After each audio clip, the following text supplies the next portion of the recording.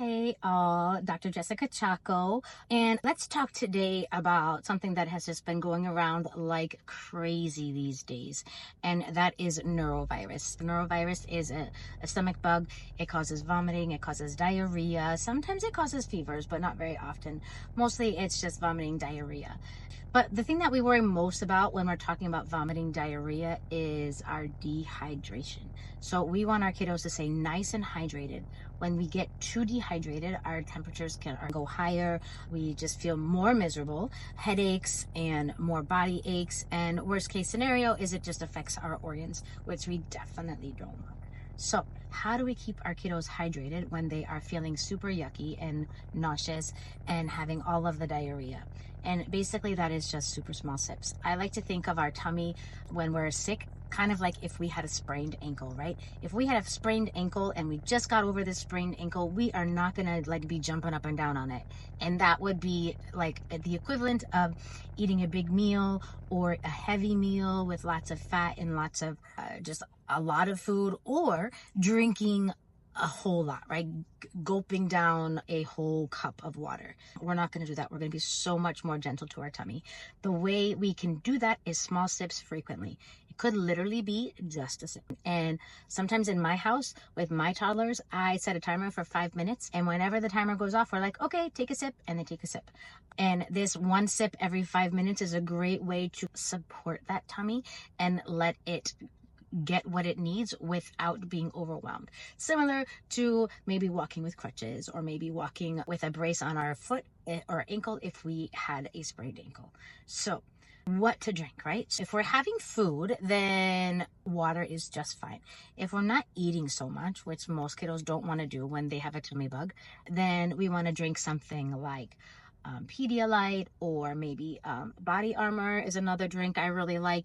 The other one is just plain old coconut water, right? Coconut water doesn't have any preservatives, added sugar. It has a great source of electrolytes and some sugars in it, so it does have a little bit more than just plain water. There's other options out there, other rehydration formulas. I try to stay away from the stuff that has a lot of sugar, but when we're sick, anything will work. We can even do a little bit of orange juice, a little bit of milk. Apple juice is okay, but it does tend to cause more diarrhea because of the sorbitol in there. So we may want to avoid apple juice if we are having diarrhea.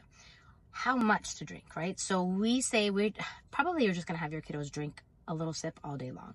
Whenever we have an episode of vomiting or an episode of diarrhea, in theory, we're going to add about 8 ounces of fluid onto whatever our baseline was.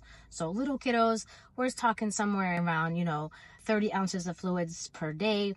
And, as we get closer to our teens and our grown-ups, we're talking more like 64 ounces per day. Again, it could be whatever fluid you can get in them. If they're not wanting fluids, it could even just be liquidy foods, right? Applesauce, yogurts, grapes, watermelon, things like that.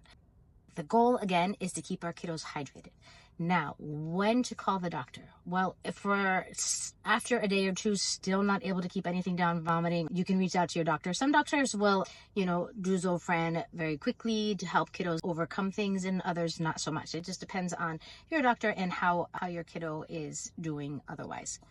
If your kiddo is having severe belly pain, can't jump up and down at all because that pain in the belly is so high, then I would probably go to call your doctor, talk to them, or potentially even go to an ER if it's in the middle of the night, because that could be a sign of appendicitis. Now, the other reason to go in and check with your doctor is if we are having less pee. So our goal is to have somewhere in the neighborhood of 3 to 5 pees per day. Babies tend to pee more because they don't have that bladder control to hold it all in. And older kiddos tend to pee a little less. But our goal is having a pee about every 6 to 8 hours. If we're hitting that 12-hour mark and we still haven't peed, that's a good time to reach out to your doctor. All right, guys, hope you are doing super well. If you have any questions, definitely reach out. And if you are looking for a pediatrician in the Lithia, Florida area, definitely check us out at Blooming Bright Pediatrics. Again, my name is Dr. Chaco. I'm a board certified pediatrician, and it was great talking with you today. Bye.